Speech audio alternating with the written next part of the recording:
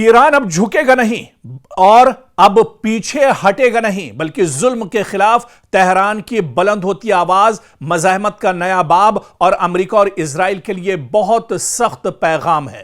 مشرق وسطیٰ کی فضا بدل رہی ہے، بارود کی بو، دھمکیوں کی گونج اور جنگی بیانات کے شور کے درمیان ایران نے ایک بار پھر پوری دنیا کو یہ پیغام دے دیا ہے کہ وہ اب نہ دباؤ میں آئے گا، نہ دھمکیوں سے ڈرے گا اور نہ ہی اپنے موقف سے ایک قدم پیچھے ہٹے گا۔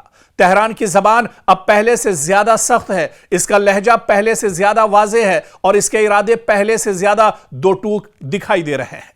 ایران اب صرف اپنے دفاع کی بات نہیں کر رہا، بلکہ وہ خود کو ظلم، جارحیت اور طاقت کے گھمنڈ کے خلاف ایک مزاحمتی آواز کے طور پر پیش کر رہا ہے۔ ایرانی قیادت سے لے کر پاسداران انقلاب تک ہر سطح پر یہی پیغام دیا جا رہا ہے کہ یہ جنگ صرف سرحدوں کی نہیں، بیانیے کی بھی ہے۔ یہ لڑائی صرف میزائلوں کی نہیں، بلکہ مزاحمت کے تصور کی بھی ہے۔ سوال یہ ہے کہ آخر ایران کے لہجے میں یہ غیر معمولی سختی کیوں آئی ہے؟ کیا واقعی تہران ایک نئے مرحلے میں داخل ہو چکا ہے؟ کیا ایران اب صرف رد عمل نہیں بلکہ خطے کی نئی سیاسی اور عسکری سمت طے کرنے کی کوشش کر رہا ہے؟ اور سب سے اہم سوال، کیا ایران کی یہ للکار مشرق وسطیٰ کو ایک بڑی جنگ کے دہانے تک لے جا سکتی ہے؟ حالیہ بیانات، عسکری اشاروں اور سفارتی لہجے کو دیکھا جائے تو ایران ایک ہی بات مسلسل دہرا رہا ہے: ہم جھکیں گے نہیں، ہم رکیں گے نہیں، اور اگر ہم پر جنگ مسلط کی گئی تو جواب پہلے سے کہیں زیادہ سخت ہوگا۔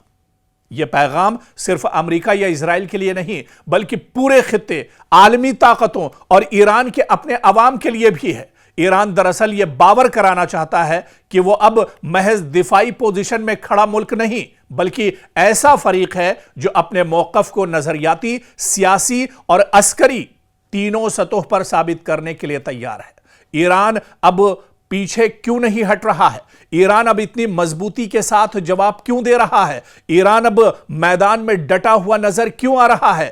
اس سوال کا جواب سمجھنے کے لیے ہمیں تھوڑا سا دراصل پیچھے چلنا ہوگا، کیونکہ ایران اسے صرف جغرافیائی جنگ نہیں بلکہ نظریاتی جنگ سمجھ کر لڑ رہا ہے۔ ایران کے بیانیے میں بار بار ایک لفظ ابھرتا ہے: مزاحمت۔ تہران خود کو اس کیمپ کا حصہ دکھاتا ہے جو خطے میں امریکی اثر و رسوخ، اسرائیلی طاقت اور بیرونی دباؤ کے خلاف کھڑا ہے۔ اسی لیے ایران کے لیے یہ معاملہ صرف حملے کا جواب دینے یا سرحد بچانے کا نہیں، بلکہ اپنے نظریاتی وجود، علاقائی کردار اور مزاحمتی شناخت کو برقرار رکھنے کا بھی ہے۔ ایران کا یہ دکھانا چاہتا ہے کہ اگر وہ دباؤ کے سامنے خاموش ہو گیا تو اس کا مطلب صرف عسکری کمزوری نہیں ہوگا، بلکہ اس کے پورے مزاحمتی بیانیے کو نقصان پہنچے گا۔ اسی لیے اب تہران کے الفاظ میں سختی اور رویے میں جارحانہ اعتماد دکھائی دے رہا ہے۔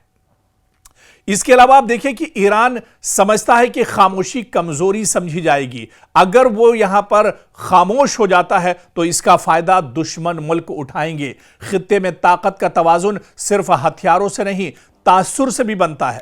اگر ایران حملوں، پابندیوں یا دھمکیوں کے بعد خاموش رہتا تو اس کے حامی حلقوں، اتحادی گروپوں اور داخلی سیاسی ڈھانچے میں یہ پیغام جا سکتا تھا کہ ایران دباؤ برداشت تو کر رہا ہے مگر جواب دینے کی صلاحیت یا ہمت نہیں رکھتا۔